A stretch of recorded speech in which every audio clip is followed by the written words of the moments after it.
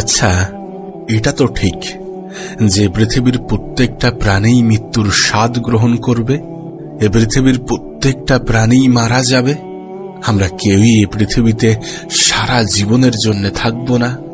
না আমি থাকতে পারবো, না তুমি থাকতে পারবে, না অন্য কেউ। কিন্তু প্রশ্নটা এটা নয়, প্রশ্নটা একটু অন্যরকম, যে যেহেতু আমরা প্রত্যেকেই মৃত্যুবরণ করব, তাই যদি আজ এই মুহূর্তে আমরা আমাদের শখের পৃথিবী থেকে চলে যাই, যদি আজ সত্যি আপনার মৃত্যু হয়, তাহলে আপনি কি আল্লাহর সামনে দাঁড়ানোর জন্য প্রস্তুত? কতটা নিজেকে তৈরি করতে পেরেছেন, কতটা বিশ্বাস অর্জন করতে পেরেছেন যে যখন আল্লাহ পাক আপনাকে প্রশ্ন করবেন তখন আপনি সেই প্রশ্নের উত্তর দিতে পারবেন?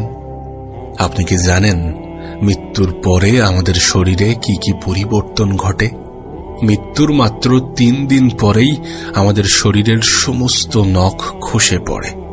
মৃত্যুর 4 দিন যেতে না যেতেই আমাদের শরীরের সমস্ত পশম, মাথার সমস্ত চুল, শরীরের সমস্ত চুল খসে পড়ে। 5ম দিনে মগজ গলে পানি হয়ে পড়ে।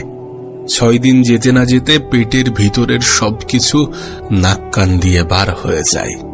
এবং মৃত্যুর ঠিক 2 মাস পরে আমাদের শরীরের হাড় ছাড়া আর কিছুই অবশিষ্ট থাকে না। কিন্তু এত কিছুর পরেও, এত কিছু জেনেও, এত কিছু বুঝেও আমাদের এত কিসের লোভ, আমাদের এত কিসের অহংকার? আমরা জানি খুব দ্রুত এই পৃথিবী থেকে চলে যেতে চলেছি, এবং শুধুমাত্র জানি এমনটা নয়, আমরা এটাকে অস্বীকারও করি। কিন্তু মৃত্যু এমন এক সত্য যেটাকে অস্বীকার করে কোনো লাভ নেই। আমাদেরকে এ পৃথিবী থেকে চলে যেতেই হবে। তাই সেটার জন্য নিজেকে প্রস্তুত করা, নিজের প্রস্তুতি নেওয়াটা অনেক বেশি গুরুত্বপূর্ণ। হে আল্লাহ, আমাদের দেহটাকে সাদা কাপনে মোড়ানোর আগে আমাদের রুহটাকে ঈমানে মুড়িয়ে নেওয়ার তৌফিক দান করুন, এবং আমরা যেন সবসময় আপনার মুমিন বান্দা হয়ে থাকতে পারি, আপনার প্রিয় বান্দা হয়ে থাকতে পারি, সেই রহমত আমাদের উপরে বর্ষণ করুন। সত্যি বলতে, যখন আমরা মৃত ব্যক্তির অসহায়ত্বের কথা বলি, যখন আমরা কবরবাসীর অসহায়ত্বের কথা বলি, তখন আমাদের পৃথিবীর সমস্ত অসহায়ত্ব ছোট বলে মনে হবে।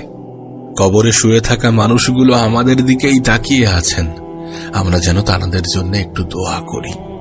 আর আমরা যদি সেই মৃত ব্যক্তিদের জন্য দোয়া করি, আর মহান রব্বুল আলামিন যদি সেই দোয়া কবুল করেন, যদি আমাদের দোয়া করার কারণে কোনো ব্যক্তি জান্নাতে প্রবেশ করতে পারেন, তাহলে এর থেকে বড় সুসংবাদ কি আর পৃথিবীতে আছে? অবশ্যই মৃত ব্যক্তিদের জন্য দোয়া করা উচিত।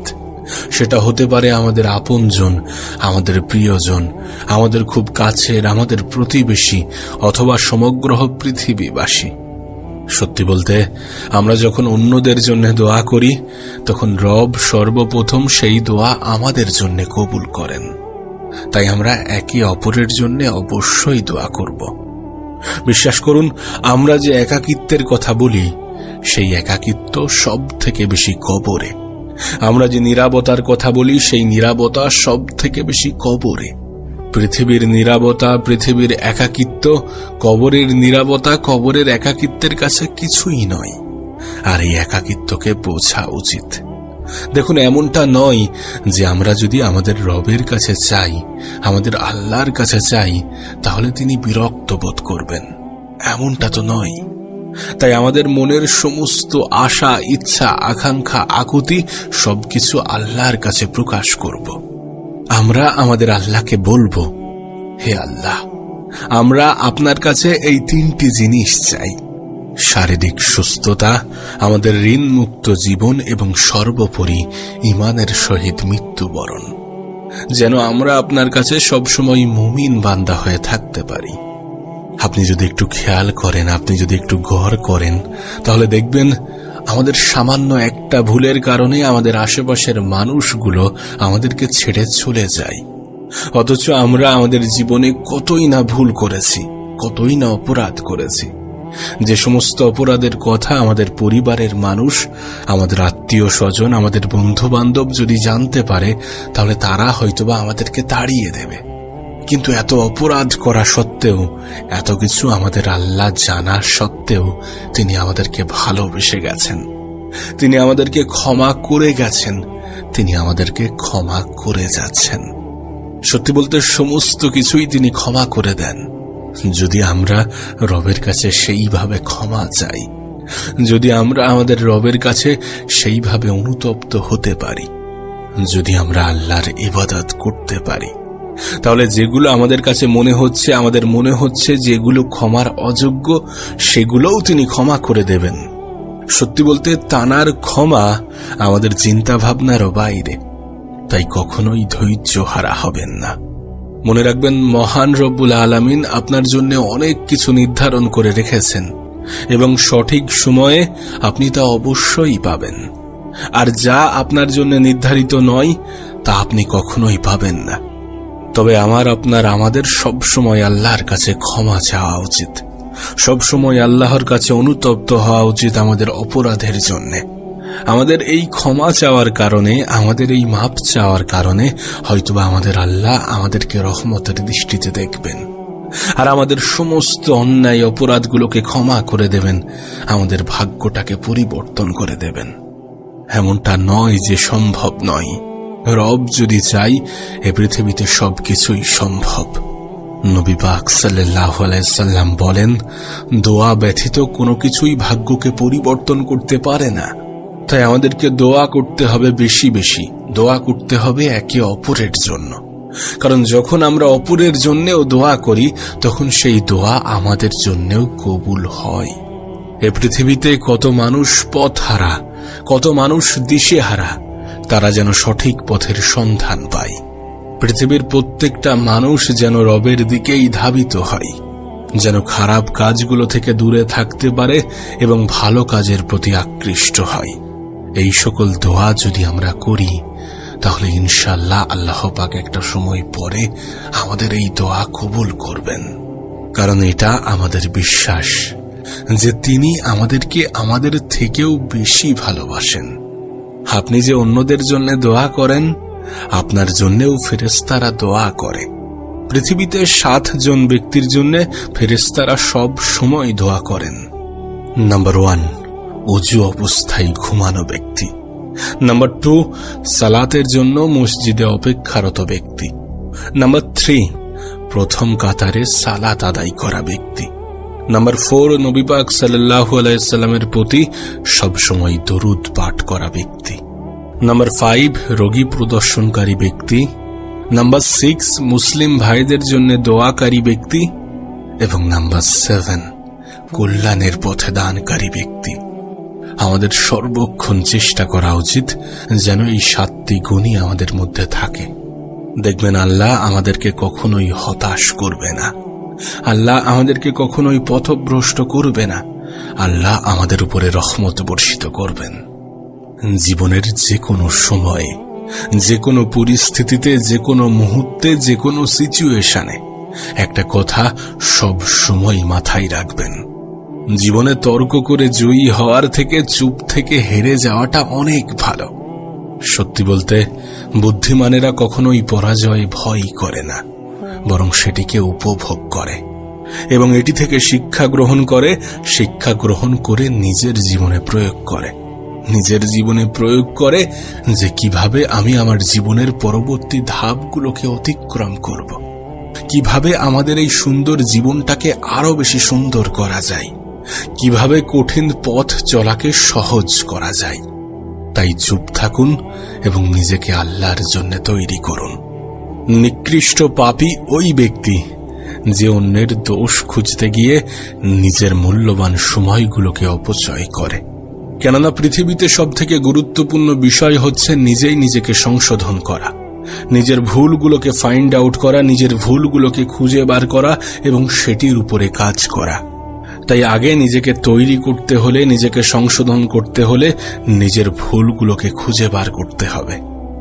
সত্যি বলতে আমাদের জন্য সবথেকে বড় প্রশান্তির জিনিস কি জানেন? একটা বিষয় আছে, একটা জিনিস আছে যেটা আপনাকে কখনোই হতাশ করবে না, আর সেটা হচ্ছে আমাদের জন্য যেটা নির্ধারণ আছে, যা নির্ধারণ আছে সেটা কখনোই আমাদেরকে ছেড়ে যাবে না।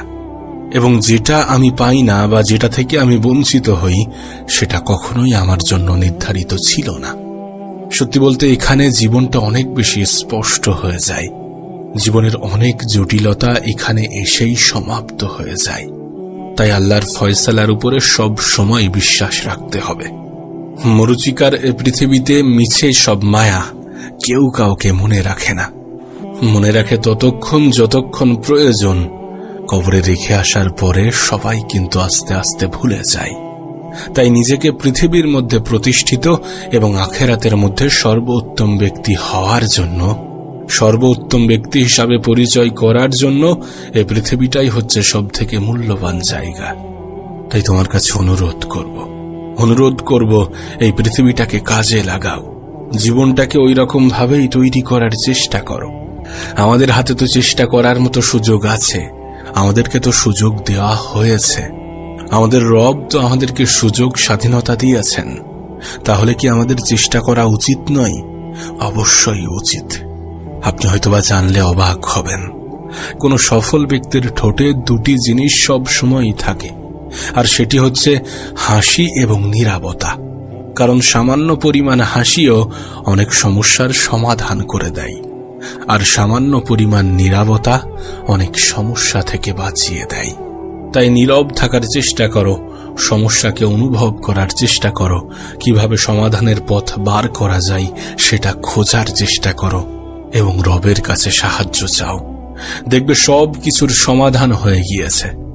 তোমার আমার জন্য সব থেকে উত্তম স্থান হচ্ছে কারোর দোয়ায় উপস্থিত থাকতে পারা, কারণ সে আমাদের ব্যাপারে আল্লাহর সাথে কথা বলছেন। আপনার কাছে অনুরোধ করব আল্লাহর দয়া হতে কখনোই নিরাশ হবেন না। ঠিক যেমন আমাদের যে কোনো অপরাধকে তিনি ক্ষমা করতে পারেন, তেমনি আমাদেরকে যে কোনো বিপদ আপদ থেকে যখন তখন মুক্ত করতে পারেন।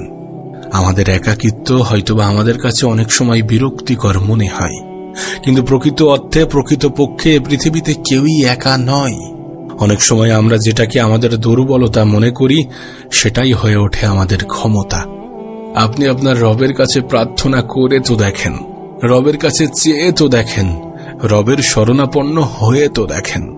তুমি নিজেও জানো না তিনি তোমাকে কতটা ভালোবাসেন। তুমি যখন নিজে চিন্তা করবে যে তোমার সকল কর্মকাণ্ড আল্লাহ পাক দেখছেন, তখন দেখবে তোমার জীবনে একটু একটু করে উন্নতি আসতে শুরু করেছে।